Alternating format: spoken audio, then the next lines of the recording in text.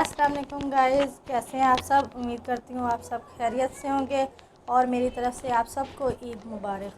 तो आज मेकअप की लुक आपके साथ शेयर कर रहे हैं। ये ईद के लिए मेकअप की लुक है। तो ये मेरी ड्रेसिंग आप चेक करें।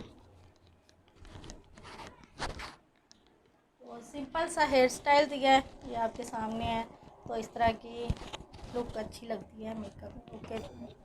तो आज की वीडियो थोड़ी सी लेट हो गई है क्योंकि काम आया हुआ था। आपको पता है कि ईद के दौरान पार्लर में काम आते हैं, तो वो काम आया हुआ था। तो हम लोग ना रात को भी लेट सोए थे, सुबह भी लेट उठे हैं, तो अभी भी काम गया है। तो मैंने कहा आपके साथ वीडियो शेयर करें। और वीडियो पसंद आए तो वीडियो को लाइक कर दें, चैनल को सब्सक्राइब कर दें और बेल आइकन को प्रेस कर दें। अल्लाह हाफिज़।